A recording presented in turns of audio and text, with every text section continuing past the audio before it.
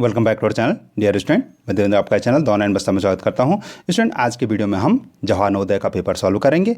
ये 2023 का पेपर रहेगा और क्लास 6 का पेपर ये रहेगा। तो चलिए शुरू करते हैं।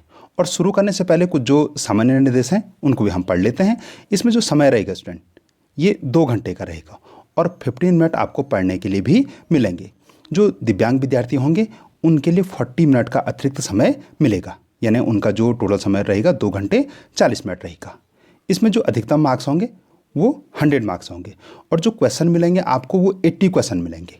यानी इसमें 80 क्वेश्चन होंगे और वो 3 भागों में बटे होंगे, यानी 40 क्वेश्चन मैथ के, 20 क्वेश्चन मैथ के और फिर 20 क्वेश्चन लैंग्वेज के। यानी इसमें अगर आपने हिंदी चूज़ कर रखा है तो ये हिंदी के होंगे और अगर आपने इंग्लिश चूज़ कर रखा है तो ये इंग्लिश के होंगे। तो ये हो गए 80 क्वेश्चन और ये 100 मार्क्स के होंगे, यानी एक प्रश्न 1.25 मार्क्स का रहेगा और आपके लिए सारे प्रश्न करने अनिवार्य हैं। तो चलिए हम कुछ और निर्देश हैं उनको भी पढ़ लेते हैं। जो आपको क्वेश्चन का सॉल्व करना है वो OMR पत्रक पे करना है। अगर आपको नहीं पता है कि OMR कैसे भरते हैं तो मैंने वीडियो बना रखी है OMR कैसे भरें, उसका लिंक मैं डिस्क्रिप्शन में दे रहा हूँ, आप उसको भी देख सकते हैं और जिससे आपको पता लग जाएगा OMR कैसे भरना है। ये OMR का एक दे रखा है कि जो मानवा 37 का जो प्रश्न संख्या 37 है उसका अगर राइट आंसर C है तो आपको C पे ऐसे करके गोला करना है। ठीक है, इसमें जो निर्देश दे रखे हैं कि आप सिर्फ बॉल पेन का ही इस्तेमाल करेंगे। ये काले नीले बॉल पेन हो सकती है या नीली या काली हो सकती है। पेंसिल का प्रयोग बिल्कुल भी नहीं करेंगे। ठीक है, जो जैसे मैं ऊपर पे बता रहा था कि जो दिव्यांग विद्यार्थी है उनके लिए 40 मिनट अलग से मिलेंगे, समय केवल 2 घंटे का ही रहेगा। ठीक है, ये डिफरेंट हो सकता है। यहाँ पे 11:30 से लेकर 1:30 तक दे रखा है, कभी ये 11 से लेकर 1 तक हो सकता है, ये टाइम डिफरेंट रहेगा। ठीक है, जो मार्क्स रहेंगे वो 100 रहेंगे जैसे हम ऊपर भी चर्चा कर चुके थे और प्रश्न 80 रहेंगे। जैसे मैं शुरू में बता चुका था कि जो मानसिक योग्यता के 40 क्वेश्चन आएंगे 50 नंबर के, अंगणितीय परीक्षण के 20 क्वेश्चन आएंगे 25 नंबर के और भाषा परीक्षण के 20 क्वेश्चन आएंगे 25 नंबर के, यानी टोटल 80 प्रश्न और 100 नंबर के हो जाएंगे। ठीक है, तो ये है। और इसके बाद एक इम्पॉर्टेंट निर्देश रह जाता है, आप उसको भी देख लेंगे। ठीक है, इसमें बताया गया कि आपको ये जो 10th वाला आप पढ़ लेंगे कि प्रत्येक खंड में क्वालिफाई करना अनिवार्य होगा। यानी आप ऐसा नहीं कर सकते कि आपने मानसिक योग्यता के 50 क्वेश्चन कर दिए और हिंदी के 25 क्वेश्चन कर दिए, 25 नंबर के, मानसिक योग्यता के 40 क्वेश्चन और हिंदी भाषा के 25 क्वेश्चन कर दिए, 25 नंबर के क्वेश्चन कर दिए और हो गया। ऐसा नहीं हो सकता है। आपको प्रत्येक तीनों खंड करने होंगे और उसमें क्वालिफाई भी जो न्यूनतम क्वालिफाई मार्क्स हैं वो प्राप्त करने होंगे, तभी जाके आप उसमें निकलने के एलिजिबल होंगे।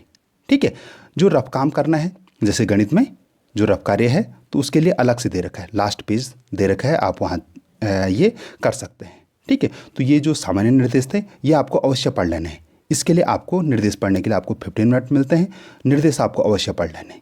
तो चलिए अब शुरू करते हैं। चलिए खंड 1 देख लेते हैं। खंड 1 है मानसिक योग्यता संबंधित। इसमें भाग 1 से लेकर भाग 10 तक होंगे और टोटल 40 क्वेश्चन होंगे, यानी प्रत्येक भाग में 4 क्वेश्चन होंगे। तो चलिए शुरू करते हैं और शुरू करने से पहले हम निर्देश पढ़ लेते हैं। आपको निर्देश अवश्य पढ़ लेने हैं। इसमें प्रश्न संख्या 1 से लेकर 4 तक के लिए निर्देश हैं कि इसमें लिखा गया है कि ABCD, यानी ये जो ABCD हैं ये 4 चित्रों में से 3 किसी रूप से एक समान है, यानी 3 एक जैसे हैं और आपको भिन्न वाला ढूंढना है। ठीक है, तो चलिए शुरू करते हैं। क्वेश्चन नंबर 1 में देखिए आप, इसका जो राइट आंसर होगा वो होगा D। अब D क्यों है आप ही देखिए, इसमें इधर भी लाइन, इधर भी लाइन, इधर भी लाइन, इधर भी लाइन, इधर भी लाइन, इधर भी लाइन, सिर्फ एक यही है कि जिसमें इस साइड से लाइन नहीं है, तो इसलिए D इसका राइट आंसर, ये भिन्न है। ठीक है, D इसका राइट आंसर है। क्वेश्चन नंबर 2 देखिए, इसमें तो स्पष्ट दिख रहा है कि D इसका राइट आंसर है। ठीक है, इसमें ये अलग ही लग रहा है, बाकी कहीं ना कहीं एक समान लग रहे हैं, सिर्फ D ही है जो अलग सा लग रहा है। क्वेश्चन नंबर हम 3 देख लेते हैं। क्वेश्चन नंबर 3 देखिए, B, C और D एक जैसे हैं। ये थोड़ा से इधर को मुड़ा है, ये इधर को, फिर ये इधर को हो गया, लेकिन कमोबेश तीनों एक समान है। सिर्फ A है जो भिन्न है। एक तो इसमें 2 लाइन है। ठीक है, यहाँ पे देखिए 2 लाइन है, बाकी सब में 1 लाइन है। ठीक है, बाकी उनके जो डॉट हैं वो दोनों वाइट हैं, इसमें ही ब्लैक हैं। ठीक है। और जो ये डॉट हैं ये जुड़े हुए हैं, सिर्फ इसमें ही है, ये जो डॉट भी नहीं जुड़े हुए हैं। तो ए 3 का ए राइट आंसर। क्वेश्चन नंबर 4 देख लेते हैं। क्वेश्चन नंबर 4 आप देखिए कि इस तीर के निशान पे देखिए आप, ये क्या है, एक जैसे हैं तीनों, सिर्फ सी वाले में ही क्या है, डिफरेंट है। तो 4 का सी क्या है, राइट आंसर है। ठीक है, आप अवश्य देख लें, गौर से भी देख लें, जिससे कि आप अगर जब ये परीक्षा दें तो आपके सारे क्वेश्चन सॉल्व हो जाए। ठीक है स्टूडेंट, इससे पहले हम भाग 2 देखें। अगर आप हमारे चैनल पर नए हैं और अभी तक आपने चैनल को सब्सक्राइब नहीं किया तो चैनल को अवश्य सब्सक्राइब करें। सब्सक्राइब बटन इस समय आपकी स्क्रीन में विजिबल है। वीडियो को लाइक करें, अपने दोस्तों के साथ भी शेयर करें। हमने ऐसे भी बहुत सारे पेपरों को सॉल्व कर रखा है। अगर आपने वो सारे नहीं देखे तो मैं उनका लिंक डिस्क्रिप्शन में दे रहा हूँ, आप वहाँ से भी देख सकते हैं। ठीक है, तो चलिए हम भाग 2 के लिए निर्देश पढ़ लेते हैं। भाग 2 में प्रश्न संख्या 5 से 8 तक के लिए जो निर्देश दे रखे हैं उसमें बताया गया कि ABCD 4 दे रखे हैं और एक प्रश्न आकृति दे रखी है। 4 क्या है इसमें, उत्तर आकृति हैं ABCD और एक प्रश्न आकृति है। इसमें बताना है कि कौन सी प्रश्न आकृति उत्तर आकृति की जैसी मिल रही है। ये समरूप चित्र आपको छांटने हैं। ठीक है, तो ये देखिए 5 का तो बहुत ईजी का है कि ऐसा सिर्फ कहाँ पे है, ये है। ठीक है, बाकी तो काफ़ी डिफरेंट है, सिर्फ बी इसका राइट आंसर। 5 का जो राइट आंसर होगा वो है बी। क्वेश्चन नंबर 6 देख लीजिए। क्वेश्चन नंबर 6 है, यहाँ पे 3 सर्कल बने हैं, तो बी इसका राइट आंसर साफ साफ दिख रहा है, बी इसका राइट आंसर है। क्वेश्चन नंबर 7, क्वेश्चन नंबर 7 देखिए, ये ऐसा फिगर कौन सा है, तो ऐसा फिगर ए है, 7 का ए राइट आंसर है। ठीक है, क्वेश्चन नंबर 8 देख लेते हैं हम। क्वेश्चन नंबर 8 देखिए, ऐसा कौन सा है, तो ये भी नहीं है, ये भी नहीं है, सिर्फ ये 2 प्रतीत हो रहे हैं। ठीक है, ये और ये तो बिल्कुल नहीं है, सिर्फ ये दोनों प्रतीत हो रहे हैं। लेकिन यहाँ पे देखिए डी में यहाँ पे कुछ अलग से बना दिया, जबकि यहाँ साफ है। तो इसका जो राइट आंसर है वो है सी। सी इसका क्या होगा, राइट आंसर होगा। ठीक है, आप समझ भी लें, अगर कोई क्वेश्चन समझ में नहीं आ रहा है तो आप कमेंट सेक्शन में बताएंगे। ठीक है, कि मुझे पर्टिकुलर क्वेश्चन समझ में नहीं आया। चलिए भाग 3 देख लेते हैं और इसमें सबसे पहले निर्देश पढ़ लेते हैं। निर्देश क्या है, प्रश्न नंबर 9 से 12 तक के लिए। इसमें बताया गया है कि एक क्या है, प्रश्न आकृति है। तो ये आप देख सकते हैं, एक प्रश्न आकृति है और 4 उत्तर आकृतियाँ हैं। ABCD 4 उत्तर आकृतियाँ हैं। इसमें एक क्या है, यहाँ पे लुप्त हो गया है, एक भाग लुप्त हो गया है। आपको ABCD में से कोई इसमें से जो सही वाला है इसमें बताना है, लेकिन बिना दिशा परिवर्तन किए हुए, ये ध्यान रखें आप। ठीक है, इस पैटर्न को पूरा करना है लेकिन बिना दिशा परिवर्तन किए हुए। ठीक है, कि यहाँ पे कौन सा भाग बैठेगा। तो 9 का देख लेते हैं, 9 का ए राइट आंसर है। आप ही देखिए ये बिल्कुल सटीक बैठेगा। ठीक है, तो 9 का ए राइट आंसर हुआ। 10 का देख लेते हैं, तो 10 में सब एक जैसे लग रहे हैं, लेकिन ऊपर आपने निर्देश पढ़े हैं कि बगैर हमको घुमाना नहीं है। तो 10 का जो राइट आंसर है वो है बी। वैसे तो सारे एक जैसे हैं, अगर हम इनको घुमाएंगे तो सारे बैठ जाएंगे, लेकिन निर्देश दे रखें कि किसी को भी घुमाना नहीं है। तो बी इसका क्या होगा, राइट आंसर होगा। क्वेश्चन नंबर 11 देख लेते हैं। क्वेश्चन नंबर 11 है कि यहाँ पे कौन सा चित्र आएगा। तो यहाँ पे देखो ऐसा चित्र आना चाहिए। तो 11 का कौन सा राइट आंसर कौन सा है, तो ये है बी। ठीक है, ये भी बन रखा है लेकिन ये छोटा बन गया।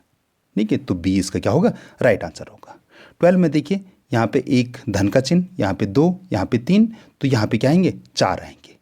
ठीक है, और यहाँ पे देखिए एक छोटा सा कट लगा हुआ है। ठीक है, तो ये कट छोटा सा आगे बढ़ेगा, तो ये इसका ये राइट आंसर क्या होगा, सी होगा। एक तो इसमें 4 स्टार है, कट तो इस पर भी लगा लेकिन इसमें स्टार क्या है या प्लस के निशान 3 ही हैं, तो इसमें प्लस के निशान भी 4 हैं और यहाँ पे कट पे लगा है, तो इसका जो राइट आंसर होगा वो है सी। चलिए अब हम भाग 4 देख लेते हैं।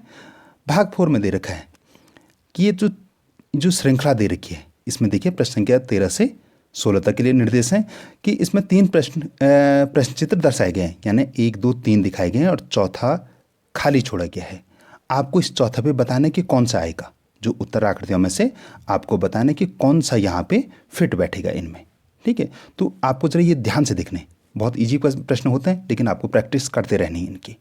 ठीक है, तो यहाँ पे देखिए आप पहले एक छोटा सा स्टार था या छोटा सा डॉट था, स्टार नहीं छोटा सा डॉट है, और फिर एक सर्किल है, फिर एक डॉट है, फिर एक सर्किल है।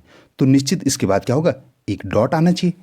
समझ रहे, यहाँ पे क्या आ जाएगा, एक डॉट आएगा। तो ऐसा कौन सा है, तो 12 का राइट आंसर क्या है, सी। ठीक है, समझ रहे कि पहले एक डॉट, फिर सर्किल, फिर डॉट, फिर सर्किल, तो फिर डॉट आएगा। तो सी इसका क्या है, राइट आंसर। 13 का सी राइट आंसर हुआ। क्वेश्चन नंबर 14 देख लेते हैं। ये जो तीर का निशान है, एरो का निशान है, ये इधर को है, फिर दूसरा इधर को, तीसरा इधर को, तो चौथा निश्चित रूप से इधर को होगा। ठीक है, तो 14 का जो राइट आंसर है वो है डी। ठीक है, डी इसका राइट आंसर होगा।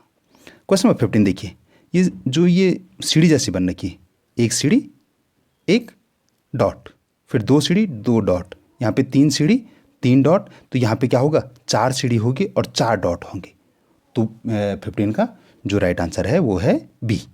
यहाँ पे देखिए आप, चार सीढ़ी हैं और चार डॉट हैं। ठीक है, डॉट तो औरों में भी हैं, लेकिन इसमें चार सीढ़ी बनी है लेकिन तीन ही डॉट हैं। इसमें सीढ़ियाँ भी ज़्यादा बन रही हैं और सीढ़ी का पैटर्न भी सही नहीं बन रहा है, ऐसे होना चाहिए था। ठीक है, तो बी इसका राइट आंसर होगा। 15 का बी राइट आंसर। ठीक है, चलिए क्वेश्चन नंबर 16 देख लेते हैं। क्वेश्चन नंबर 16 में आप देखेंगे तो इसमें देखेंगे तो इसमें 4 स्क्वायर है और सिंगल डॉट है। यहाँ पे स्क्वायर 3 हो गए या वर्ग 3 ही हो गए और डॉट क्या हो गए, 2 हो गए। तो और यहाँ पे जो स्क्वायर हैं वर्ग हैं वो 2 ही रह गए, लेकिन डॉट क्या हो गए, 3 हो गए। तो यहाँ पे निश्चित रूप से क्या होगा, स्क्वायर एक ही होगा। ठीक है, जो स्क्वायर होगा वो एक होगा और जो डॉट होंगे वो 4 हो जाएंगे। ठीक है, 4 इसमें डॉट हो जाने चाहिए। तो ऐसा कौन सा है, तो ये डी इसका राइट आंसर है। ठीक है, डी इसका राइट आंसर होगा। चलिए अब हम क्वेश्चन नंबर 17 से लेकर 20 के लिए निर्देश पढ़ लेते हैं। ये भाग 5 है और आई होप कि आपको जो 16 क्वेश्चन है वो सारे के सारे समझ में आए होंगे। तो इसमें देख लीजिए कि इसमें जो निर्देश दे रखे हैं 17 से लेकर 20 तक के लिए, इसमें चित्रों के 2 सेट हैं, एक प्रश्न चित्र और एक उत्तर चित्र। और इसमें भी जो प्रश्न चित्र में है 2 सेट हैं, एक सेट ये एक सेट ये। इसमें आपको बताना है कि जो प्रश्नवाचक में कौन सा चिन्ह आएगा, यानी उत्तर में से आपको ढूंढना है कि यहाँ पे कौन सा आएगा। ठीक है, तो इसमें बताया होगा कि जो संबंध इसका इससे है तो वही संबंध इसका इससे होना चाहिए। तो इसमें आप देखो कि एक चाप इधर से कटा है, एक चाप इधर से कटा है और बीच में ऐसा पैटर्न बन गया। अब इसमें देखो ये चाप इधर काटा तो बीच में वैसे ही पैटर्न बनना चाहिए, ऐसा वाला। ठीक है, लेकिन वो पैटर्न ऐसे को बनेगा। तो इसका जो राइट आंसर है वो है सी, 17 का सी। नेक्स्ट देख लेते हैं क्वेश्चन नंबर 18। पहले ये चित्र ऐसा था, फिर ये सारे जो तीर के निशान कुछ ऐसे ऐसे थे, तो ये अब बाहर की ओर हो गए हैं और बीच में ऐसा बन गया है। ठीक है, तो जो ये ऐसा है तो ये क्या हो जाएगा, ये सारे अंदर की ओर हो जाएंगे और ये ऐसा बन जाएगा। तो 18 का जो राइट आंसर है वो है बी। 19 देख लेते हैं। क्वेश्चन नंबर 19 में आप ये देखिए, ये जो तीर के निशान है इधर को हैं और अब एक ये निशान जो नीचे को था, जो फिल हो रखा था, वो इधर को हो गया, जो यानी ज़्यादा काला हो रखा था वो इधर को हो गया। तो इसमें भी क्या हो जाएगा, जो नीचे वाला है वो अब ये इधर को हो जाएगा और ये ऐसे करके ये इधर को हो जाना चाहिए। तो 19 का जो राइट आंसर है वो है सी।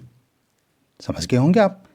क्वेश्चन नंबर 20 देख लेते हैं कि जो पैटर्न इसका जो संबंध इससे है तो इसका किससे होगा। तो ये देखिए आप, ये वर्टिकल हो गया और जो एक्स एक्स हैं वो इधर को आ गए।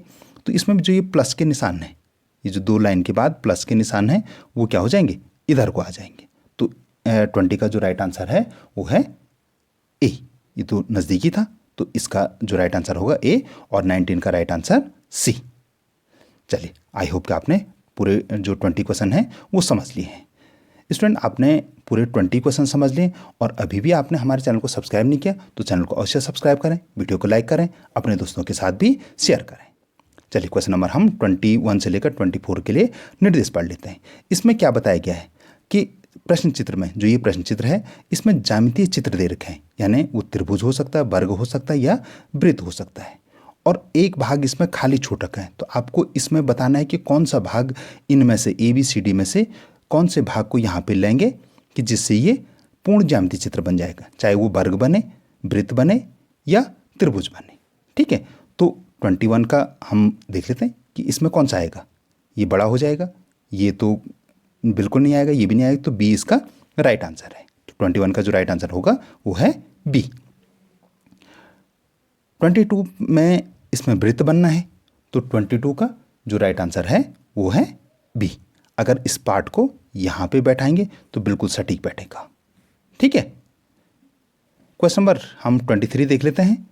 क्वेश्चन नंबर 23 है कि इसमें कौन सा भाग आएगा, तो ये तो काफ़ी नज़दीकी था, ए इसका राइट आंसर होगा। ठीक है, क्वेश्चन नंबर 24 हम देख लेते हैं। क्वेश्चन नंबर 24 में देखो कि यहाँ पे कौन सा चित्र आएगा कि जो हम इसको इस खांचे में बैठाएंगे और ये एक वर्ग बन जाएगा। तो 24 का जो राइट आंसर है वो है डी। हम इसको यहाँ पे बैठाएंगे तो बिल्कुल फिट बैठेगा और ये वर्ग बन जाएगा। ठीक है, चलिए अब हम क्वेश्चन नंबर 25 से लेकर 28 तक के लिए निर्देश पढ़ लेते हैं और ये भाग 7 तक हम पहुँच गए हैं। इसमें ये एक दर्पण आकृति है। इसमें बताया गया कि जो एक्स वाई है ये एक दर्पण है। अब आपको बताना है कि दर्पण में हम कैसे देखते हैं। आपने अपने आप को दर्पण में देखा होगा कि हम कैसे देखते हैं, तो आपने देखा कि जो चीज़ सबसे बाहर होती है वो सबसे पहले दर्पण में दिखती है। यानी अगर हम ये इस चित्र को देखें तो सबसे पहले ये चित्र कैसे होना चाहिए दर्पण में, ये जो तीर का निशान सबसे पहले होना चाहिए और ये जो 7 है ये ऐसे करके कटा हुआ होना चाहिए। ठीक है, और यहाँ पे गोला होना चाहिए। तो 25 का ऐसा कौन सा चित्र है, तो 25 का जो राइट आंसर है वो है बी। ये बिल्कुल सेम है, समझ रहे। सबसे पहले दर्पण वो चीज़ दिखेगी जो दर्पण के नज़दीक है, तो ये चीज़ सबसे पहले दिखेगी। ये 0 दूर है तो ये दूर दिखेगा और ये यहाँ हो जाएगा। तो ठीक है, तो बी इसका राइट आंसर। इसको आप घर में प्रैक्टिकल कर सकते हैं। आप हमारे सभी के घर में दर्पण होते हैं, मिरर होते हैं जिसमें हम अपना प्रतिबिंब देखते हैं सुबह सुबह। ठीक है, स्कूल जाने से पहले हम अपना प्रतिबिंब देखते हैं, तो आप इसको प्रैक्टिकल कर सकते हैं घर में। ठीक है, चलिए अब हम क्वेश्चन नंबर 26 देख लेते हैं। इसमें AVP बना है, तो सबसे पहले P, जैसे मैं शुरू में बताया कि P सबसे नज़दीक है, तो P कैसा होगा, ऐसा और ऐसा होगा। ठीक है, उसके बाद V जैसा है वैसे रहेगा और A ऐसे ही रहेगा। ठीक है, तो ऐसा कौन सा चित्र है, तो 26 का जो राइट आंसर है वो है B। ये बिल्कुल इसका जो दर्पण प्रतिबिंब है ये है। आपको दर्पण प्रतिबिंब, जल प्रतिबिंब, इनकी अच्छी से प्रैक्टिस कर लेनी चाहिए। ये क्वेश्चन आते आते हैं, किसी बार जल प्रतिबिंब भी आता है, दर्पण प्रतिबिंब तो प्रत्येक साल आ रहा है, कुछ बार जल प्रतिबिंब भी आता है, तो आपको इन दोनों की प्रैक्टिस कर लेनी है। ठीक है, चलिए हम क्वेश्चन नंबर 27 देख लेते हैं। क्वेश्चन नंबर 27 में कि ये जो फिगर है ये कैसे बनेगा, तो ये जो ई है ये ऐसे बन जाएगा और इसके पीछे 3 डॉट होंगे। तो ऐसा कौन है, तो 27 का जो राइट आंसर है वो है सी। ठीक है, ये फिगर ऐसा होगा, इसका जो दर्पण प्रतिबिंब है वो सी होगा। क्वेश्चन नंबर 28 देख लेते हैं। क्वेश्चन नंबर जो 28 है, आप ये देखिए इसमें 2 डॉट हैं, तो एक डॉट यहाँ पे बन जाएगा, एक डॉट यहाँ पे बन जाएगा, यहाँ पे वृत्त हो जाएगा और यहाँ पे 2 डॉट बन जाएंगे। तो 28 का जो राइट आंसर है वो है बी। ये देखिए बिल्कुल सेम है। ठीक है, तो आई होप कि आपने जो 4 दर्पण प्रतिबिंब वाले थे वो भी आपने समझ लिए हैं। चलिए हम भाग 8 देख लेते हैं और इसमें हम प्रश्न संख्या 29 से लेकर 32 तक के लिए, यानी 29 से लेकर 32 के लिए हम निर्देश पढ़ लेते हैं। ये जो प्रश्न है ये कागज़ के टुकड़े को मोड़ के बनाया गया है। ठीक है, पहले कागज़ का एक वर्ग लिया, फिर उसको ऐसे मोड़ा, फिर ऐसे मोड़ा, फिर उसमें ये कट लगाते हैं। ठीक है, ये कट लगाएं और जब इसको ओपन करेंगे, उस कागज़ के टुकड़े को खोलेंगे तो कैसा मिलेगा, ये हमको बताना है। ABCD में से कैसा मिलेगा। इसके जो ये कागज़ के टुकड़े हैं इसका प्रैक्टिकल आप घर में कर सकते हैं। आप मुझे कमेंट सेक्शन में बताएंगे कि आपने जो क्वेश्चन नंबर 29 से लेकर 32 तक के प्रश्न हैं उनका प्रैक्टिकल किया, तो आप कमेंट सेक्शन में यस करके बताएंगे कि हमने कागज़ के टुकड़े का प्रैक्टिकल किया। आप कमेंट सेक्शन में बताएंगे। ठीक है, तो आप ये देखें, एक हमने कागज़ लिया, उसको पहले ऐसे मोड़ा, फिर ऐसे मोड़ा, फिर ऐसे मोड़ा, फिर यहाँ पे कट लगा दिया। तो जब हम खोलेंगे तो ये एक कट यहाँ पे भी होगा। ठीक है, एक कट यहाँ पे भी होगा और एक कट यहाँ पे भी होगा। ठीक है, तो ऐसा कौन सा है, तो सी इसका राइट आंसर है। आप कमेंट में बताएंगे कि क्या जब आपने इसका प्रैक्टिकल किया तो क्या ऐसा ही मिला। ठीक है, तो आप कमेंट में बताएंगे। चलिए क्वेश्चन नंबर हम 30 देख लेते हैं। क्वेश्चन नंबर 30 है, हमने फिर से कागज़ का टुकड़ा लिया, फिर उसको ऐसे मोड़ा, फिर ऐसे मोड़ा और यहाँ पे एक कट लगाया। जब हम खोलेंगे तो कैसा निकलेगा? तो क्वेश्चन नंबर 30 का जो राइट आंसर है वो है ए। ये ऐसा निकलेगा, ठीक है। एक यहाँ पे निकलेगा और एक यहाँ पे गोला बन जाएगा, ठीक है। तो इसका जो राइट आंसर है वो है ए। आपको ध्यान रखना है, आपको सबके प्रैक्टिकल करने और मुझे बताना है, समझ रहे हैं? चलिए क्वेश्चन नंबर 31 देख लेते हैं। ऊपर के जो दो प्रश्न थे उसमें क्या कर रहे थे, वो तिरछे मोड़ लेते कागज को। अब इसमें सीधे मोड़ लें। पहले ये ऐसे मोड़ा, फिर ऐसे मोड़ा, फिर ऐसे कट लगाया। तो जब इसको खोलेंगे तो कैसा निकलेगा? तो 31 का जो राइट आंसर है वो है सी, ऐसा निकलेगा। क्वेश्चन हम 32 देख लेते हैं। फिर इसको ऐसे मोड़ा, फिर ऐसे मोड़ा और यहाँ पे एक छोटा सा कट लगा दिया। जब इसको ओपन कर रहे हैं तो तब कैसा हो रहा है? तो 32 का जो राइट आंसर है वो है सी, ऐसा हो रहा है। तो स्टूडेंट ये कागज़ वाले 4 क्वेश्चन थे। आई होप कि चारों आपको समझ में आए होंगे। आपने क्या प्रैक्टिकल किया तो मुझे कमेंट सेक्शन में बताएंगे। क्या जो आंसर मैंने बताए क्या वैसे ही निकले? तो आप ये बात मुझे कमेंट में बताएंगे, ठीक है। चलिए अब हम भाग 9 देख लेते हैं। भाग 9 क्या है? इसमें हम निर्देश पढ़ लेते हैं।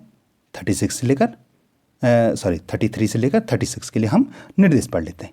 इसमें एक प्रश्न आकृति है और जिसमें डिफरेंट आकृतियाँ दे रखी हैं। इसको आपको जोड़ के बताना है कि अगर हम इन तीनों आकृतियों को जोड़ेंगे तो कौन सी सटीक आकृति बनेगी। जो ये कटआउट है ना, इनको अगर हम जोड़ेंगे तो कैसा चित्र बनेगा, ठीक है। तो अगर हम इसको जोड़ेंगे, इसमें सबसे अच्छा होता है कि आप इसको नंबर दे दें कि इसको 1 2, इसको 2 दे दो, इसको 3 दे दो। ऐसे करके आप नंबर देंगे तो आपके लिए आसानी होगी। तो 33 का जो राइट आंसर है वो है बी। अगर हम इसको जोड़ेंगे तो बिल्कुल सही बनेगा। ये एक वाला, ये, फिर ये वाला, ये और ये वाला, ये, ठीक है। तो बी इसका राइट आंसर है, ठीक। क्वेश्चन नंबर 34 देख लेते हैं कि ऐसा अगर हम इन सारे टुकड़ों को जोड़ेंगे तो कैसा बनेगा। तो 34 का राइट आंसर है बी।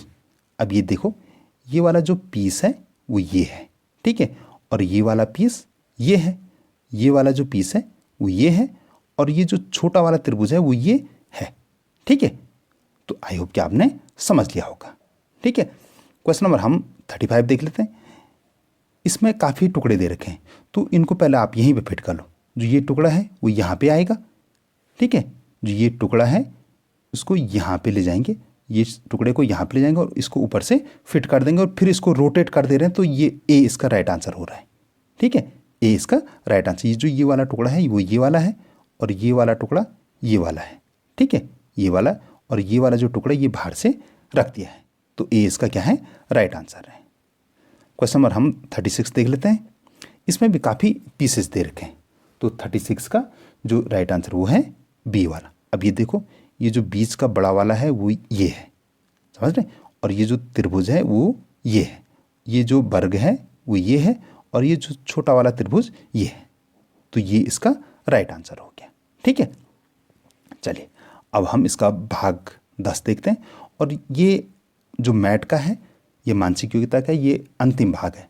मैंने शुरू में बताया था इसमें टोटल 10 भाग होते हैं। प्रत्येक भाग में 4 क्वेश्चन होते हैं, टोटल 40 क्वेश्चन होते हैं। तो अब हम क्वेश्चन नंबर 37 से लेकर 40 तक के लिए हम निर्देश पढ़ लेते हैं। इसमें बताया गया है कि जो ये एक प्रश्न आकृति है और 4 उत्तर आकृतियाँ दे रखी हैं। इसमें बताया कि ये जो प्रश्न आकृति है इन उत्तर आकृतियों में से किस में छिपी हुई है, ये किस में सम्मिलित है, आपको वो बताना है। तो जैसे आप देख सकते हैं क्वेश्चन नंबर 37 कि जो ये आकृति है वो किस में छिपी हुई है, ये ए में छिपी हुई है, ठीक है। ये जो हाफ वृत्त यहाँ पे बन जाएगा और ये दो ये बन जाएंगे, ठीक है। तो ए इसका राइट आंसर हुआ। क्वेश्चन नंबर 38 देख लेते हैं। ये एल जैसा कहाँ छुपा हुआ है? तो ये तो आसान था, एल इसमें छुपा हुआ है, ये बन रखा है, ठीक है। तो ये इसमें क्वेश्चन नंबर हम 39 देख लेते हैं। क्वेश्चन नंबर 39 में देखिए कि ये कहाँ छिपा हुआ है। तो ये भी साफ साफ ए में छिपा हुआ है। ये तो बन गया ये वाला, ठीक है। और ये जो छोटा सा बन रखा है वो बन गया यहाँ पे, ठीक है। तो ए इसका राइट आंसर हो गया। क्वेश्चन नंबर 40 और मैट का अंतिम प्रश्न। तो ये आकृति किस में छुप रखी है? तो ये आकृति छुप रखी है डी में। ये देखिए यहाँ से ऐसे ऐसे ऐसे और ऐसे, ठीक है। तो डी इसका राइट आंसर हो गया। तो आई होप कि डियर स्टूडेंट, आई होप कि आपको सारे 40 क्वेश्चन मैट के समझ में आए होंगे। आपको इसकी खूब प्रैक्टिस कर लेनी है, क्योंकि टोटल 80 क्वेश्चन आ रहे हैं और 40 मैथ से आ रहे हैं, यानी टोटल 100 नंबर का है और 100 में से 50 नंबर इसके हैं। तो आपको मैथ की बहुत अच्छे से प्रैक्टिस करनी है। आपके मैथ में 40/40 आएंगे तो आपके जो सिलेक्शन की संभावनाएं बहुत बढ़ जाती हैं। इसमें सिर्फ प्रैक्टिस ही करनी, कोई याद वाद कुछ करना नहीं है, तो आप इसकी खूब प्रैक्टिस कर लें। मैंने इसके काफ़ी वीडियो बनाए रखे हैं और मैं उनका सबका लिंक डिस्क्रिप्शन में दे रहा हूँ, आप वहाँ से भी देख सकते हैं। ठीक है, चलिए अब हम खंड 2 देख लेते हैं, जो कि अंकगणितीय परीक्षण से संबंधित है। इसमें आपको 20 क्वेश्चन मिलते हैं और 25 मार्क्स के मिलते हैं। इसमें भी आपको क्वालिफाइंग करना आवश्यक है। हमने शुरू में निर्देश पढ़े थे, ऐसा नहीं कि आप गणित है और आपको नहीं आ रहा तो आप इसको छोड़ दें। आपको तीनों जो खंड हैं, खंड 1, खंड 2 और खंड 3, तीनों में आपको क्वालिफाइंग मार्क्स चाहिए। तो चलिए अब हम क्वेश्चन नंबर 41 देख लेते हैं। क्वेश्चन नंबर 41 है, संख्या जो 4 या अधिक अंकों की, या वो 4 भी हो सकती है, अधिक अंकों की भी हो सकती है, और 8 से भाज्य है यदि संख्या सम है, ये गलत है। अंतिम अंक 8 से भाज्य है, ये भी गलत है। अंतिम 2 अंक 8 से भाज्य है, ये भी गलत है। डी इसका राइट आंसर है। अंतिम 3 अंक 8 से भाज्य है। ठीक है, तो डी इसका राइट आंसर होगा। अगर स्टूडेंट आपको पता नहीं है कि 1 से भाज्य क्या क्या होते हैं, 2 से क्या होते हैं, 3 से, 4 से, 9 से, 10 से क्या क्या होते हैं, अगर आपको नहीं पता तो आप कमेंट सेक्शन में बताएंगे, मैं उसके लिए एक सेपरेट वीडियो लाऊंगा। ठीक है, अगर आपको नहीं पता है तो आपको ये अवश्य पता होना चाहिए। ठीक है, तो क्वेश्चन नंबर 41 का जो राइट आंसर है वो है डी। अब हम क्वेश्चन नंबर 42 देख लेते हैं। चलिए क्वेश्चन नंबर 42 देख लेते हैं। क्वेश्चन नंबर 42 है, 5 सेंटीमीटर को किलोमीटर में लिखते हैं, तो कैसे लिखते हैं उसको, पहले हम इसका राइट आंसर देख लेते हैं। 42 का जो राइट आंसर है वो है सी। अब सी कैसे आया, हम इसका कंप्लीट सॉल्यूशन भी देख लेते हैं। तो इसका ये जो सॉल्यूशन है वो ऐसा है कि 1 किलोमीटर पर कितना होता है, 1,00,000 सेंटीमीटर होता है। तो इससे आप इस 5 में भाग दे देंगे तो ये राइट आंसर आ जाएगा। ठीक है, 0.0005। ठीक है, तो ये राइट आंसर सी इसका राइट आंसर आएगा। ठीक है, तो ये ऐसे करके अगर इस प्रकार के सवाल आपको आते हैं तो आपको ये ऐसे ही करने हैं। ठीक है, डिवाइड करना तो आपको आता है, जो संख्याएं हैं 0 वाली होती हैं तो वो तो बहुत आसानी से आप उसको कर सकते हैं। ठीक है, अगर नहीं आता है तो आप कमेंट सेक्शन में बताएंगे। ठीक है, चलिए क्वेश्चन नंबर हम 43 देख लेते हैं। क्वेश्चन नंबर 43 है, निम्नलिखित में से कौन सी संख्या 3, 4, 5 तथा 6 से विभाज्य है। ठीक है, तो इसको आपको क्या करना है, एलसीएम निकालना है इसका। ठीक है, तभी आपको पता लग सकता है। तो 43 का जो राइट आंसर है वो है बी। अब 60 कैसे है देख लेते हैं। आई होप कि आपको एलसीएम निकालना आता होगा। तो ऐसे करके हम 3, 4, 5, 6 का एलसीएम निकालेंगे। तो एलसीएम निकाल के क्या बचता हमारे पास संख्या, ये बचती 3, 2, 2, 5। अब हम इनको गुणा कर देंगे तो 60 राइट आंसर हो जाएगा। ठीक है, आई होप कि आपने ये प्रश्न भी समझ लिया। अगर कोई भी प्रश्न स्टूडेंट अगर आपको समझ में नहीं आता है तो आप कमेंट सेक्शन में बताएंगे, मैं निश्चित रूप से आपको वहाँ उसका सॉल्यूशन बताऊंगा, या उसके लिए ज़रूरी हुआ तो एक सेपरेट वीडियो भी बनाऊंगा। चलिए क्वेश्चन नंबर 44, 4.239 यानी 4.239 को 0.9 से भाग देने पर प्राप्त होता है, यानी आपको इससे इसमें भाग देना है तो क्या मिलेगा। तो इसका जो आंसर है वो है बी। अब बी कैसा है, 4.71 कैसा है तो देख लेते हैं। ठीक है, तो हम इसको ऐसे करके भी भाग दे सकते हैं। आप इसको ऐसे भी लिख सकते हैं 0.9 और यहाँ पे 4.239। अब आप जानते हैं कि इसको हम जब तक ये दशमलव रहेगा तब तक हम इसको भाग नहीं दे सकते, तो पहले इसका दशमलव हटाना होगा। तो इसको दशमलव को हटाने के लिए हम क्या करेंगे, 10 से गुणा करेंगे। अब 10 से गुणा करेंगे तो क्या हो जाएगा, अब ये 9 रह जाएगा और यहाँ क्या हो जाएगा, ये 4239 हो जाएगा। अब हम इसको इसमें से आसानी से भाग दे सकते हैं। अब भाग देंगे तो जो राइट आंसर होगा वो ये होगा। ठीक है, 4.71। ठीक, तो ये आई होप कि आपने ये समझ लिया है। चलिए क्वेश्चन नंबर 45 देख लेते हैं। क्वेश्चन नंबर 45 है, मेरी घड़ी में समय 7:05 हो रखा है, यानी समय क्या है, 7:05 प्रातः हो रखा है। यह 25 मिनट आगे है, यानी ये कितने समय आगे है, 25 मिनट। तो सही समय क्या है, आपको सही समय बताना है। तो सही समय के लिए क्या करेंगे, जितने मिनट आगे है उसको माइनस कर देंगे। तो आप देख सकते हैं यहाँ पे 5 मिनट है, यहाँ 25 मिनट, तो यहाँ से हम इधर लेंगे तो, लेकिन हम 1 घंटा इधर ले रहे हैं तो 1 घंटे में कितने मिनट होते हैं? 60 मिनट। अब ये क्या हो गया? 65।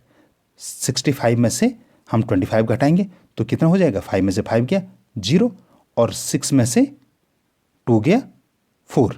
अब यहाँ 1 घंटा हमने इधर ले लिया तो अब ये क्या रह गया? यहाँ पे 6 रह गया। तो आंसर क्या होगा? 6:40। तो सी इसका राइट आंसर होगा। ठीक है, आई होप कि आपने समझ लिया। वैसे मैंने सॉल्यूशन भी दे रखा है, आप इसको भी अपनी कॉपी में नोट कर लें। जो गणित के सवाल हैं वो तो आप सारे नोट करें। ठीक है, अगर कोई समझ में नहीं आ रहा है तो आप कमेंट में बताएंगे। ठीक है, मैंने सारी जो प्रक्रिया है आप सॉल्यूशन आपके सामने रखा हुआ है और विधि भी आपको बता दी है। चलिए क्वेश्चन नंबर 46 देख लेते हैं। इसमें लिखा है कि 80 विद्यार्थियों का एक समूह पिकनिक पर गया। इस समूह में 20% लड़कियां हैं, 20% विद्यार्थी लड़कियां हैं तथा शेष लड़के हैं। इसमें कितनी और लड़कियां सम्मिलित की जाएं कि समूह में 70% हो जाए?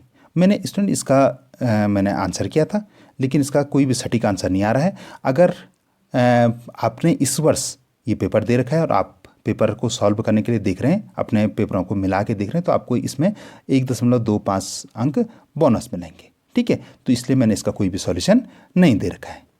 चलिए अब हम क्वेश्चन नंबर 47 देख लेते हैं। क्वेश्चन नंबर 47 है, 1250 मीटर लंबी एक रेलगाड़ी 2 मिनट में 1 किमी की दूरी तय करती, यानी 1 किलोमीटर की दूरी तय करती। यह रेलगाड़ी दूसरी खड़ी रेलगाड़ी को 4 मिनट में पार कर लेती, तो खड़ी रेलगाड़ी की लंबाई कितनी है? आप ये देखिए कि इतनी लंबाई इसकी स्वयं की है, समझ रहे हैं? और तब ये जाके ये 1 किलोमीटर जो दूरी पार करती है वो 2 मिनट में करती है। तो इसका जो 47 का जो राइट आंसर है वो है सी। जो खड़ी रेलगाड़ी है उसकी लंबाई कितनी होगी? 750 मीटर होगी। अब ये 750 मीटर कैसे आया देख लेते हैं। ये कंप्लीट सॉल्यूशन है आपके लिए, आप देख सकते हैं। रेलगाड़ी की जो लंबाई थी 1250 मीटर, 2 मिनट में जाएगी। कितने जाती है 2 मिनट में? उसकी जो चाल है वो 2 मिनट में 1 किलोमीटर जाएगी। तो 1 मिनट में कितने जाएगी? आधा किलोमीटर या 500 मीटर। आप जानते हैं कि 1 किलोमीटर बराबर 1000 मीटर। ठीक है, तो आधे किलोमीटर बराबर 500 मीटर। 4 मिनट में कितने जाएगी? तो 500 गुणा गया 4, 2000 मीटर, सॉरी 2000 मीटर जाएगी। ठीक है, 500 मल्टीप्लाई बाय 4 तो 2000 मीटर जाएगी। तो यानी दोनों रेलगाड़ियों की लंबाई कितनी है? 2000 मीटर है। तो जो खड़ी रेलगाड़ी की लंबाई है उसको 2000 में से जो ये देखो जो चल रही है उसकी लंबाई 1250 मीटर है, तो इसमें से 1250 मीटर घटा देंगे तो 750 मीटर बच जाएगा। ठीक है, तो जो खड़ी रेलगाड़ी है उसकी जो लंबाई है 750 मीटर है। ठीक है, यहाँ पे गड़बड़ हो गया था थोड़े से। 4 मिनट में कितने जाएगी? वो जाएगी 500 गुणा 4 बराबर 2000। ठीक है, 2000 मीटर जाएगी। और ये जो 2000 मीटर जा रही है यही रेलगाड़ी, दोनों रेलगाड़ियों की लंबाई है। और उसमें से हम खड़ी वाली की घटा देंगे तो 750 मीटर आ जाएगा। जो खड़ी की जो रेलगाड़ी है उसकी जो लंबाई है 750 मीटर है। ठीक है, आई होप कि आपने समझ लिया है। नहीं समझा तो आप कमेंट सेक्शन में बताएंगे। चलिए क्वेश्चन नंबर 48 देख लेते हैं। रहीम ने दिनेश से 10 अंक अधिक प्राप्त किए हैं। कितने अंक अधिक प्राप्त किए हैं? 10। ठीक है, जॉर्ज ने रहीम से 25 अंक कम प्राप्त किए हैं। सभी तीनों के अंकों का योगफल कितने? 235 है। जॉर्ज के अंक कितने हैं? आपको सिर्फ किसके अंक बताने? जॉर्ज के अंक बताने। तो 48 का जो राइट आंसर है वो तो है बी 65। अब 65 कैसे आया हम देख लेते हैं। हम मान लेते हैं कि माना रहीम के अंक कितने हैं? x, और दिनेश के अंक कितने हैं? x माइनस 10 हो जाएंगे। ठीक है, क्योंकि उसने ज़्यादा प्राप्त किए थे तो यहाँ पे रहीम ने उससे ज़्यादा अंक प्राप्त किए थे, 10 अंक ज़्यादा प्राप्त किए थे। यानी रहीम के अंक क्या हैं? दिनेश से 10 अंक ज़्यादा है। ठीक है, और दिनेश के रहीम से 10 अंक कम है। तो यहाँ ये क्या हो जाएगा? दिनेश ने कौन से अंक प्राप्त किए? x माइनस 10 प्राप्त किए। और जॉर्ज ने 25 अंक कम प्राप्त किए थे तो x माइनस 25। और इन तीनों का जोड़ कितना है? 235 है। ठीक है, तो अब हम इसका सॉल्यूशन, आई होप कि आपको पूरा आंसर विजिबल हो रहा है। इनको जोड़ देंगे हम, x plus x minus 10 plus x minus 25 equal to 235, यानी 235। इनका सबका जोड़ कितना आना चाहिए? 235 आ रहा है। ठीक है, अब हम x जोड़ लेते हैं, 1x 2x 3x, तो ये 3x हो गया। बराबर 235। अब हम इसका पक्षांतर कर लेंगे, ये हमने पक्षांतर कर लिया, ये तो ये माइनस के क्या हो गया प्लस, ये माइनस का प्लस। अब हम इन तीनों को जोड़ लेते हैं, 235 धन 10 धन 25 तो कितना हो गया 270। ठीक है, 3x इक्वल टू 270, 3x बराबर 270। तो x बराबर कितना होगा, तो अब इसको डिवाइड कर लेंगे, x इक्वल टू 270 अपॉन 3। तो रहीम के जो 90 आए ये क्या है, रहीम के अंक आए। समझ रहे हैं, 90 क्या हो गए, रहीम के अंक हो गए। दिनेश के 10 अंक कम है तो दिनेश के 80 आ गए, और जॉर्ज के क्या है 25 कम है तो ये 65 आ गया। तो 65 क्या है, राइट आंसर है। आई होप कि आपको सारा हाँ पूरा का पूरा विजुअल हो रहा है। ठीक है, तो इस प्रकार से इस प्रश्न को सॉल्व करेंगे। माना ऐसे ही प्रश्न आपको आते हैं तो आप इन प्रश्नों को ऐसे ही करके सॉल्व कर सकते हैं। समझ रहे हैं, जो x है ना, ये x ये है, तो x क्या है, रहीम के अंक है, तो इसलिए ये 90 क्या है, सबसे पहले रहीम के अंक आएंगे। उसने दिनेश ने रहीम से 10 कम प्राप्त किए थे तो यहाँ पे 10 कम प्राप्त किए, 80 हो गए। जॉर्ज ने 25 कम प्राप्त किए थे तो 65 हो गए। ठीक है, तो ये आपका राइट आंसर हो गया। चलिए अब हम क्वेश्चन नंबर 49 देख लेते हैं। क्वेश्चन नंबर 49 है, ये जो इक्वेशन दे रखा है, सवाल दे रखा है, आपको इसका सरल करना है। तो 49 का जो राइट आंसर है वो है डी। अब डी कैसे आया देख लेते हैं। इसमें आपको बोडोमास का प्रयोग करना है, जो बोडोमास आपने सीखा है उसका प्रयोग करना है। तो सबसे पहले हम ब्रैकेट, ये बार है, बार को हटाते हैं। ठीक है, पहले आप ऐसे क्वेश्चन लिख देंगे, तो सबसे पहले आप बार को हटाएंगे, तो बार को यहाँ पे क्या हो जाएगा 10 तियाँ 30, तो ये 30 हो गया। दूसरे में अब हम क्या करेंगे, इस वाले कोष्टक को हटाएंगे, छोटे वाले कोष्टक को हटाएंगे। तो यहाँ पे आप ये देख सकते हैं, यहाँ पे इस वाले में हमने छोटे वाले कोष्टक हटा दिया, तो 50 में से 30 गया तो 20 आ गया। ठीक है, ये वाला कोष्टक हट गया ना, अब तो ये क्या हो गया 20 आ गया। समझ रहे हैं, यहाँ पे ये कोष्टक लगाना भूल गया था मैं, तो ये आप इसको भी लगा लेंगे, तो 20 आ गया। अब ये जो मजला वाला कोष्टक है इसको भी हटाएंगे, तो ये क्या हो जाएगा 100 में से 20 घटाएंगे तो 80 आ जाएगा। अब हम ये बड़ा वाला कोष्टक हटा रहे हैं, तो 80 में से 400 में 80 को डिवाइड करेंगे तो कितना आ रहा है 5, 8 एकम 8, 8 पंजे 40। ठीक है, तो ये क्या हो गया, ये 5 आ गया। अब 10 गुणा के 10 100 और धन 5, तो 105 आंसर आ गया। आई होप कि आपको ये सारा प्रश्न समझ में आ गया होगा। ठीक है, कि कैसे करके 105 आंसर आया। ठीक है, सबसे पहले आपको क्या करना है, बार को हटाना है, फिर छोटे कोष्टक, फिर मझले कोष्टक और फिर बड़े कोष्टक को हटाते हैं। आपको बोडोमास वाला जो रूल है वो याद रहना चाहिए। ठीक है, चलिए अब हम क्वेश्चन नंबर 50 देख लेते हैं। क्वेश्चन नंबर 50 है, 360 ग्राम 3 किलोग्राम का कितना प्रतिशत होगा। तो सबसे पहला काम क्या करना है, आपने 3 किलोग्राम को आपने ग्राम में बदलना है, तब जाके ही हो पाएगा। ठीक है, तो आप जानते हैं कि 1 किलोग्राम बराबर 1000 ग्राम, तो 3 किलोग्राम बराबर 3000 ग्राम। ठीक है, तो क्वेश्चन नंबर 50 का जो राइट आंसर है वो तो 1 है। ठीक है, 12% होगा। अब ये 12% कैसे आया, तो पहले मैंने बता दी ना आपको, पहले आपने किलोग्राम को क्या करना है, ग्राम में बदलना है, तो 3 किलोग्राम बराबर 3000 ग्राम। ठीक है, अब ये देख लेते हैं, अब हम इसको फॉर्मूले में रखेंगे। तो सूत्र क्या है, प्रतिशत निकालने का सूत्र क्या है, इस प्रकार के सवालों में जो प्रतिशत निकालने का सूत्र है, मान गुणा गया 100 बटे कुल मान। तो जो मान है वो 360 ग्राम है। ठीक है, 100 से गुणा करेंगे क्योंकि प्रतिशत निकालना है, और जो कुल मान है वो 3000 ग्राम है। अब ये देखिए, ये कटा ये कटा ये कटा, 3 शून्य है, ये 2 शून्य कटे ये कटा। ठीक है, 1 शून्य, ये 1 2 3 शून्य है, 1 2 और 3 शून्य कटे। ठीक है, 3 एकम 3 और 12 तियाँ 36, 12 3 जा 36, तो ये 12% आ गया, 12% आ गया। ठीक है, आई होप कि आपने समझ लिया होगा। समझ रहे, तो इस प्रकार के सवाल ऐसे होते हैं। आप कॉपी में भी नोट भी करते रहेंगे भाई, अगर नोट नहीं करेंगे तो फिर तो कोई फ़ायदा ही नहीं हुआ। ठीक है, चलिए अब क्वेश्चन नंबर हम 51 देख लेते हैं। स्टूडेंट, इससे पहले कि हम क्वेश्चन नंबर 51 देखें, अगर आपने अभी तक भी चैनल को सब्सक्राइब नहीं किया, आप क्वेश्चन नंबर 51 तक पहुंच गए और अभी भी आपने चैनल को सब्सक्राइब नहीं किया, तो चैनल को सब्सक्राइब अवश्य करें, वीडियो को लाइक करें, अपने दोस्तों के साथ भी शेयर करें। जो सब्सक्राइब बटन है इस समय आपकी स्क्रीन पर विजुअल है। तो चलिए हम क्वेश्चन नंबर 51 देख लेते हैं। एक वस्तु के क्रय मूल्य और विक्रय मूल्य का अंतर, जो अंतर है वो कितना है, 240 रुपये है। यदि लाभ 20% हुआ है तो आपको विक्रय मूल्य बताना है। ठीक है, पहले आपको क्या करना पड़ेगा, क्रय मूल्य निकालना पड़ेगा और तब उसमें लाभ जोड़ेंगे तो तब जाके विक्रय मूल्य निकलेगा।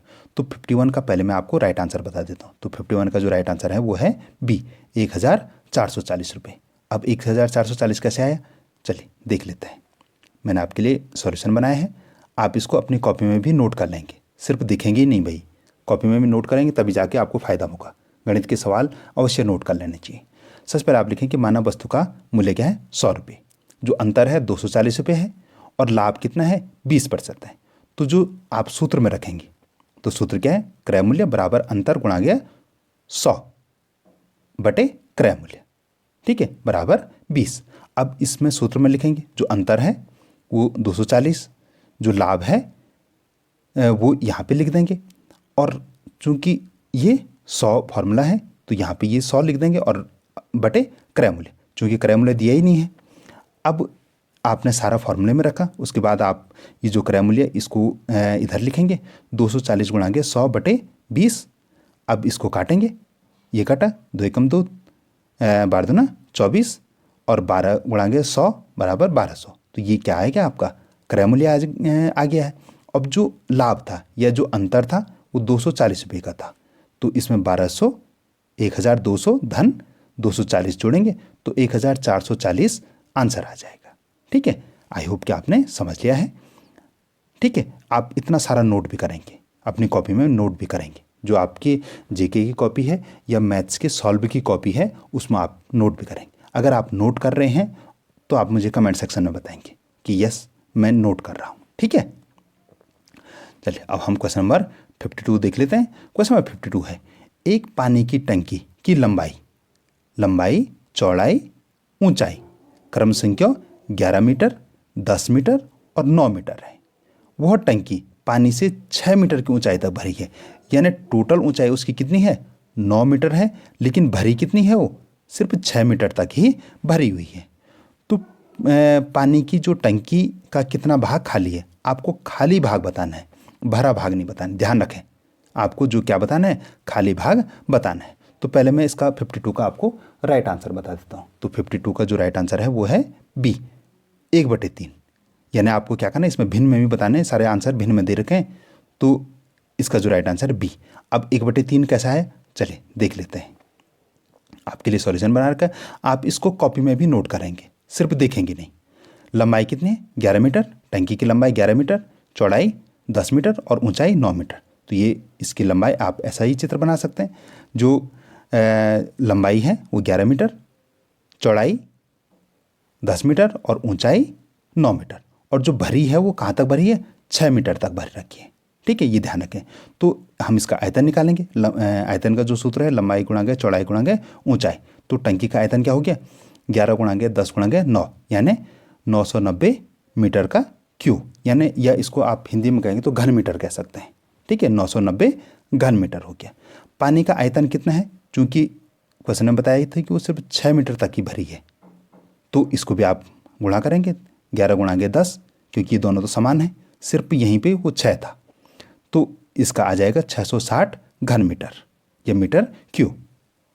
ठीक है, और जो खाली टैंक है, यानी अब 3 मीटर रह गया, तो ये जो खाली टैंक है तो इसमें टोटल जो टंकी का आयतन था और जहाँ तक पानी भरा हुआ था उसको उसमें से घटा लेंगे, तो आंसर आ जाएगा 330 घन मीटर। ठीक है, अब खाली भाग को आपको क्या करना है, चूंकि आंसर वहाँ सारे भिन्न में दे रखे थे तो आपको भिन्न में बताने हैं। ठीक है, तो इसको कैसे बनाएंगे, 330 बटे 990 घन मीटर अपॉन घन मीटर, तो घन मीटर से घन मीटर कट गया। ठीक है, 330 से कम 330 और 330 दिया 990, तो ये आपका 1/3 आंसर आ गया। आई होप कि आपने सारा समझ लिया होगा। बहुत इंपॉर्टेंट क्वेश्चन है, सिर्फ नवोदय के लिए नहीं बल्कि भविष्य में भी ऐसे अगर प्रश्न आए तो आप इसको आसानी से कर सकते हैं।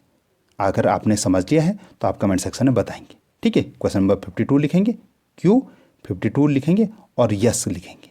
ठीक है, तो मैं समझ जाऊंगी कि आपने ये क्वेश्चन समझ लिया है। ठीक है, चलिए क्वेश्चन नंबर 53 देख लेते हैं।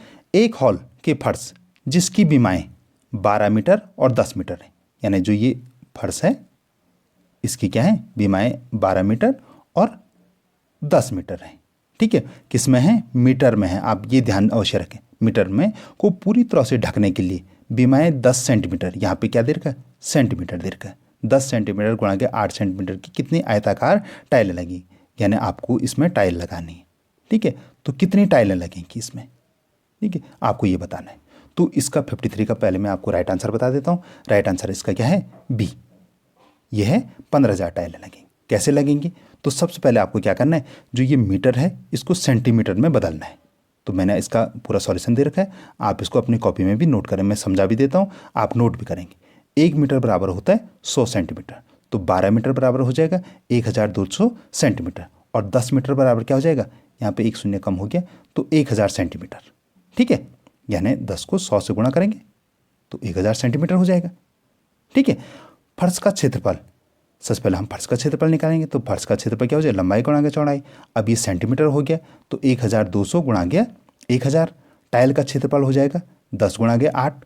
अब टाइलें कितने लगेंगी, तो 1200 गुणा गया 1000 बटे 10 गुणा गया 8, तो ये क्या हो जाएगा, इसको मल्टीप्लाई करेंगे तो ये हो गया 12 लाख भागे 80।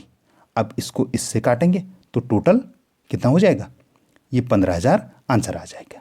आई होप कि आपने ये प्रश्न भी समझ लिया होगा। यहाँ पे आप ज़रा इसको 1000 कर लें, ये गलती से बाय मिस्टेक एक शून्य कम रख दिया उसमें, तो ये क्या हो जाएंगे, जैसे मैंने आपको बताया ना कि 10 गुणा गया 100 करना है, 10 मीटर को 1 मीटर में 100 सेंटीमीटर, तो ये 1000 मीटर होना चाहिए था। ठीक है, यहाँ पे ये 100 ही हो गया, तो आप इसको भी नोट कर लेंगे।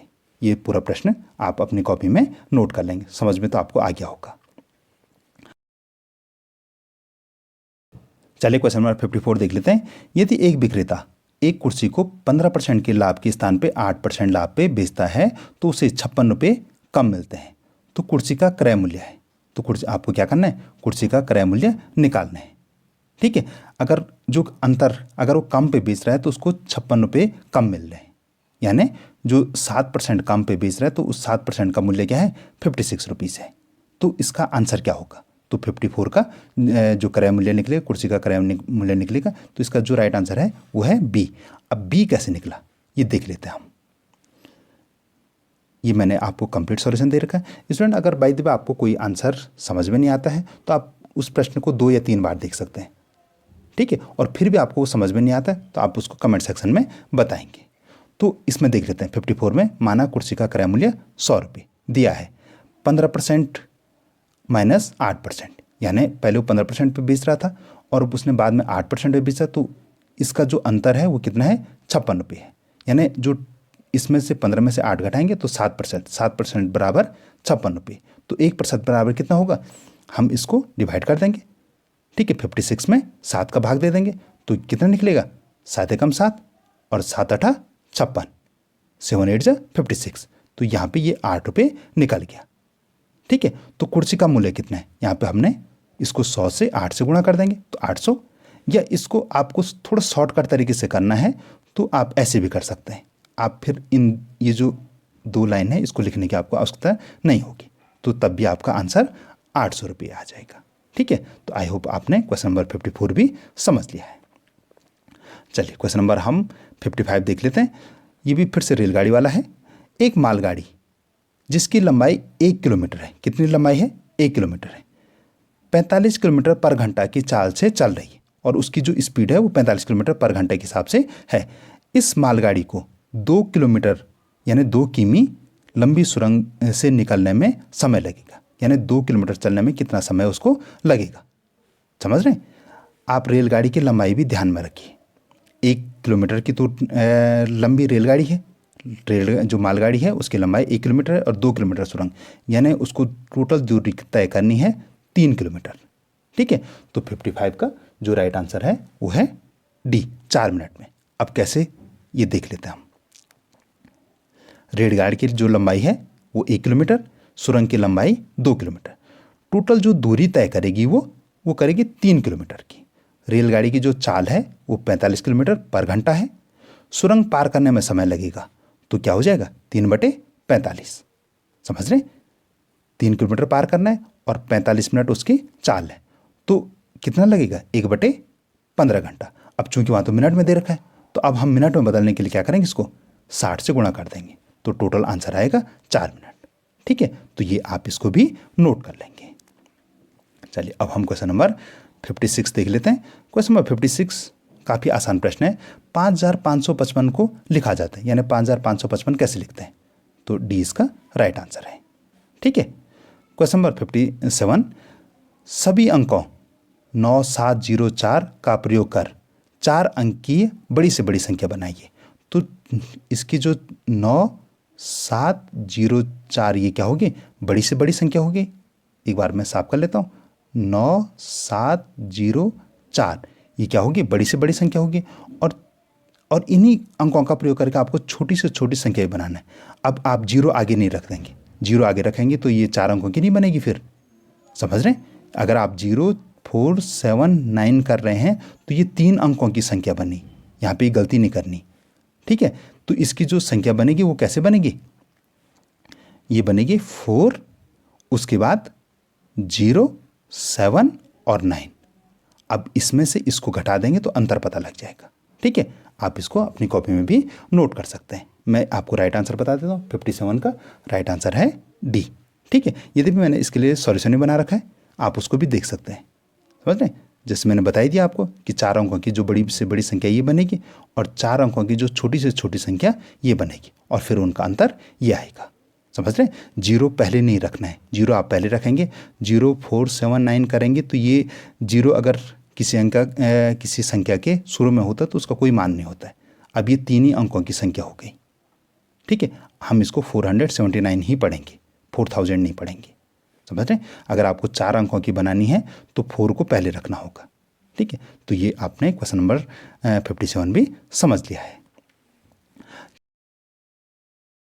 चलिए क्वेश्चन नंबर 58 देख लेते हैं। क्वेश्चन नंबर 58 है, 2 संख्याओं का योगफल 8 तथा उनका गुणनफल 15 है, तो इनके व्युत्क्रमों का योगफल क्या होगा?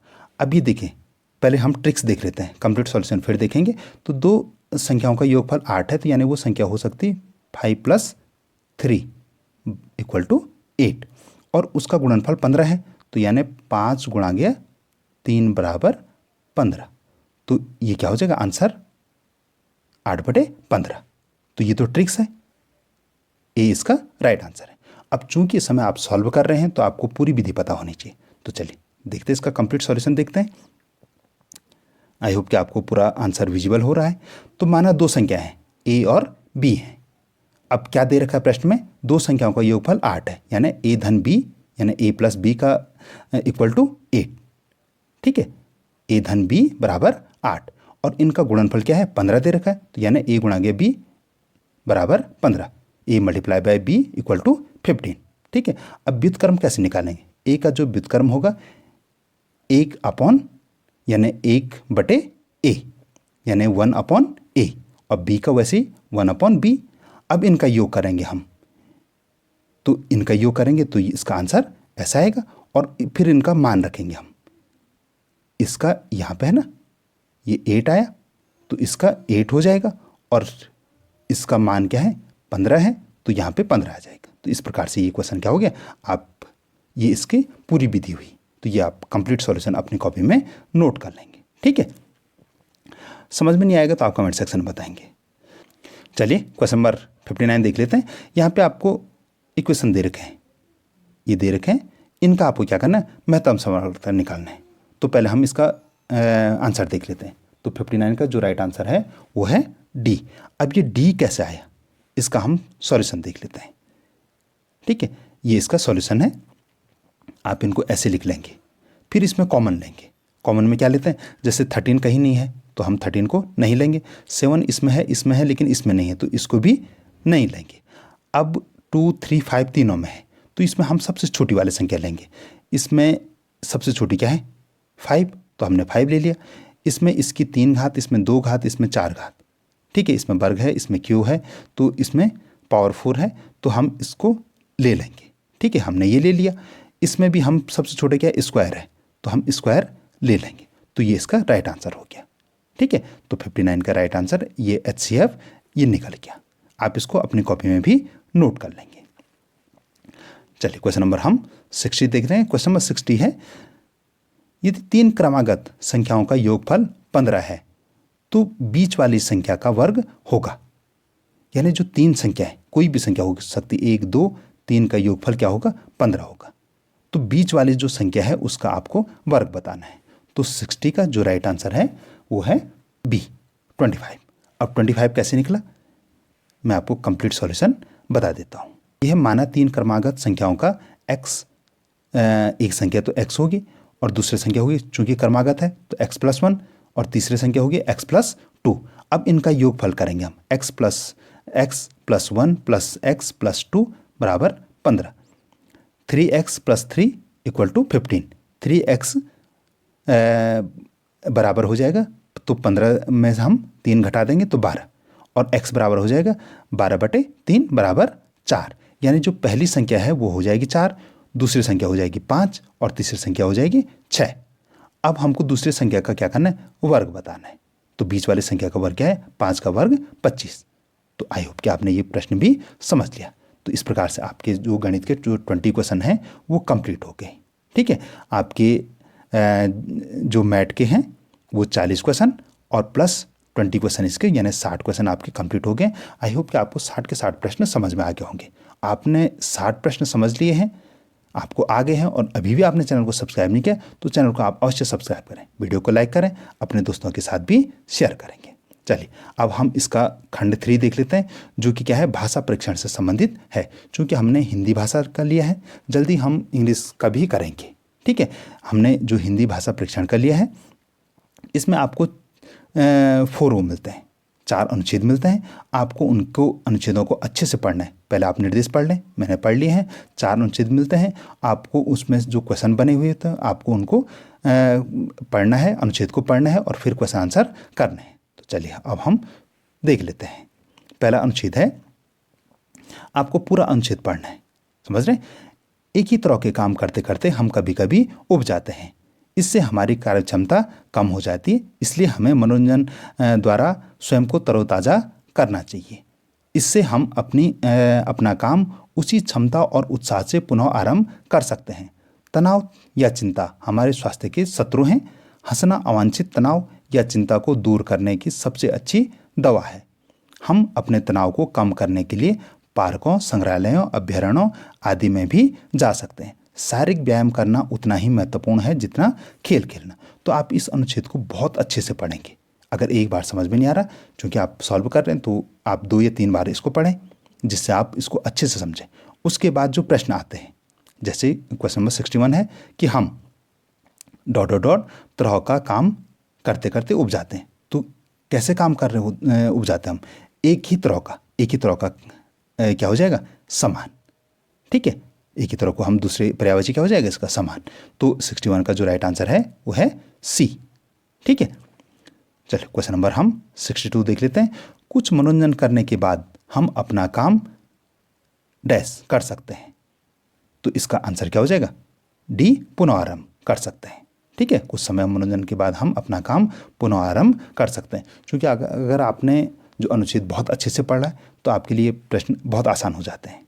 ठीक है, क्वेश्चन नंबर 63, हंसने से हमें डैश दूर करने में मदद मिलती। क्या मदद मिलती, अवांछनीय या अवांछित तनाव। तो 20 का राइट आंसर है। ठीक है, क्वेश्चन नंबर हम 64 देख लेते हैं। क्वेश्चन नंबर 64 है, पुनः आरंभ का अर्थ क्या है, आपको इसका अर्थ बताना है। तो हमारे पास ऑप्शन है, वापस लेना, फिर से शुरू करना, समाप्त करना या रोक देना।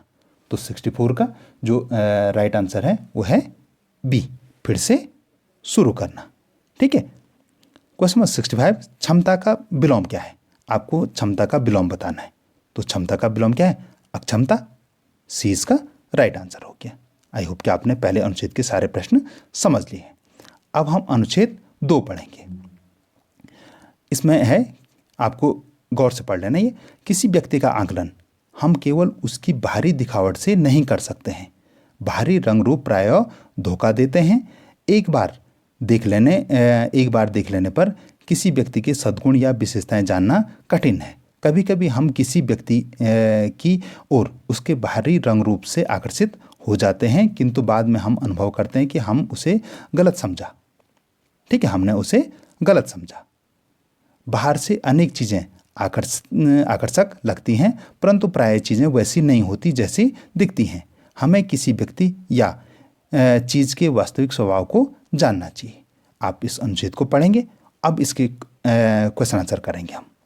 ठीक है, क्वेश्चन नंबर 66 है, भारी रंग रूप प्राय धोखा देते हैं, सबल होते हैं, स्पष्ट होते हैं या सत्य होते हैं। तो ए इसका राइट आंसर है। ठीक है, भारी रंग रूप प्राय धोखा देते हैं। ठीक है, क्वेश्चन नंबर 67, एक ही नज़र में जानना कठिन है। क्या कठिन है? किसी का नाम, किसी का पता, किसी के सद्गुण। तो सी इसका राइट आंसर है कि किसी के सद्गुण एक ही झलक में जान पाना कठिन है। क्वेश्चन 68, अधिकतर हम किसी व्यक्ति के डॉट से आकर्षित हो जाते हैं, यानी किससे हम आकर्षित हो जाते हैं? तो हम भारी रंग रूप से आकर्षित हो जाते हैं। ठीक है, तो 68 का सी इसका राइट आंसर होगा। क्वेश्चन नंबर 69 देख लेते हैं, आकर्षक का पर्यायवाची नहीं है। यहाँ पे ध्यान दीजिए, नहीं है लिखा है, नहीं है, तो आकर्षक का क्या हो जाएगा? 69 का जो राइट आंसर है वो है डी, असुंदर। ठीक है, क्वेश्चन 70, वास्तविक शब्द है। तो ये क्या है? क्रिया विशेषण है, क्रिया है, विशेषण है या संज्ञा है? तो इसका जो राइट आंसर है वो है सी, ये क्या है? वास्तविक शब्द विशेषण है। ठीक है, तो आप इनको नोट भी करते जाएंगे। चलिए, अनुच्छेद हम थर्ड देख लेते हैं। लाल बहादुर शास्त्री भारत के द्वितीय प्रधानमंत्री थे। कौन से प्रधानमंत्री थे? द्वितीय। उन्हें भारत के श्रेष्ठ राजनेताओं में गिना जाता है, लेकिन उनके आरंभिक जीवन के बारे में बहुत कम लोग जानते हैं। उन्होंने अपनी पढ़ाई पूर्ण करने के लिए अपने जीवन में अनेक बाधाओं के विरुद्ध संघर्ष किया। अपनी पढ़ाई पूरी करने के बाद उन्होंने कोई नौकरी नहीं की, यानी उन्होंने पढ़ाई के बाद कोई भी नौकरी नहीं की। वे स्वाधीनता आंदोलन, यद्यपि आप इसको समझेंगे, यद्यपि वो क्या थे? बहुत गरीब थे, लेकिन उन्होंने पढ़ाई करने के बाद नौकरी नहीं की। वे स्वाधीनता आंदोलन में जुड़ना चाहते थे। शीघ्र ही वे एक जन नेता बन गए। कैसे नेता बन गए? जन नेता बन गए। वे 1964 में भारत के प्रधानमंत्री बने। कौन से प्रधानमंत्री बने? द्वितीय प्रधानमंत्री बने। वे बहुत मेहनती व्यक्ति थे और प्रतिदिन कम से कम 18 घंटे काम करते थे। तो आपने ये पढ़ लिया और जो इम्पोर्टेंट इसमें थे वो भी आपने नोट कर लीजिए। ठीक है, अब हम इसके प्रश्न उत्तर देख लेते हैं। लाल बहादुर शास्त्री डैश प्रधानमंत्री थे। कौन से थे? तो ये द्वितीय प्रधानमंत्री थे, क्योंकि हमने जो इम्पोर्टेंट चीज़ वो नोट कर रखी हैं। ठीक है, क्वेश्चन नंबर 72, उन्होंने अपने जीवन में अनेक बाधाएं और डॉट संघर्ष किया। तो के विरुद्ध क्या आ जाएगा? के बाधाओं के विरुद्ध संघर्ष किया। ठीक है, तो 20 का राइट आंसर हो जाएगा। क्वेश्चन नंबर 73, वह डैश जन नेता बने। कैसे नेता बने? एक व्यक्ति के, कुछ व्यक्तियों के, भीड़ के, वो कैसे नेता बने? जन नेता बने। ठीक है, ऊपर था ना, तो डी इसका राइट आंसर हो जाएगा। क्वेश्चन नंबर 74, बन गई क्रिया का काल है। ये क्या है? सीधे सीधे दिख रहा है, भूतकाल है। 20 का राइट आंसर है। पूरा करने का पर्यायवाची है। तो पूरा करने का पर्यायवाची क्या है? आरंभ करना नहीं, जारी रखना नहीं, खुलना नहीं। सी इसका राइट आंसर है, संपन्न करना। पूरा करना मतलब संपन्न करना। ठीक है, चलिए अब हम अनुच्छेद 4 देख लेते हैं। अनुच्छेद 4 में है, ज्वालामुखी जलता हुआ पर्वत है। ज्वालामुखी क्या है? ये ज्वालामुखी के बारे में। ज्वालामुखी जलता हुआ पर्वत है, जिसमें पृथ्वी में गहराई तक जाने वाला एक बड़ा छिद्र होता है। इसके खुले हुए मुंह को ज्वालामुखी मुखविवर कहा जाता है।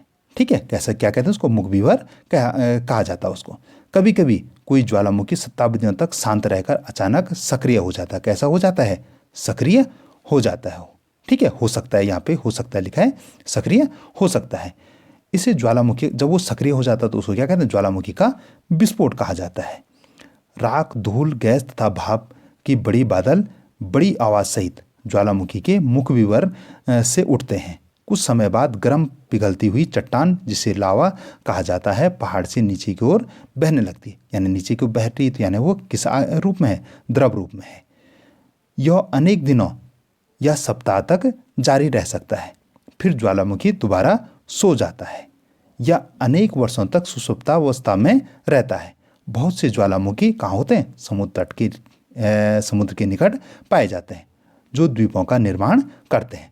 तो आपने जो हमने ये पूरा पढ़ लिया, आपने भी इसको ध्यान से पढ़ा होगा और जो इम्पोर्टेंट है उस पर भी हमने टिक लगा दिए थे। ठीक है, अब हम इसके प्रश्न उत्तर देखेंगे। ज्वालामुखी के बारे में क्या सही नहीं है? यह बड़ी जंगली आग सा होता है, यह राख, धूल और लावे फेंकता है, ये तो गलत है। फेंकता है, ये सही है। अधिकांश समुद्र तट के निकट पाए जाते हैं, ये भी ठीक है। इसमें पृथ्वी के नीचे एक गहरा छिद्र होता है, ये भी सही है। तो ये इसका राइट आंसर है। ठीक है, ये सही नहीं है, बाकी तो सारे सही हैं। चलिए क्वेश्चन नंबर 77 देख लेते हैं। जब किसी ज्वालामुखी का विस्फोट होता है तो उसे कहा जाता है, तो उसे क्या कहा जाता है? सक्रिय ज्वालामुखी कहा जाता है। तो सी इसका क्या है? राइट आंसर है। पहाड़ से नीचे बहने वाला लावा जब वो बह रहा है तो कैसा होगा? किस अवस्था में होगा? वो द्रव अवस्था में होगा। तो बी इसका क्या है? राइट आंसर, इसका सी राइट आंसर। ठीक है, आप नोट भी करते रहेंगे। क्वेश्चन नंबर 79, शांत का विलोम है, तो शांत का विलोम क्या हो जाएगा यहाँ? निश्चल, सुंदर, स्थिर या सक्रिय? तो इसका क्या हो जाएगा? यहाँ पे स्थिर हो जाएगा। चलिए क्वेश्चन नंबर 80 देख लेते हैं और ये आज की वीडियो का हमारा अंतिम प्रश्न रहेगा। अनुच्छेद में प्रयुक्त सहित का अर्थ है, यानी सहित का अर्थ क्या है? तो इसका जो राइट आंसर है वो है ए, के साथ।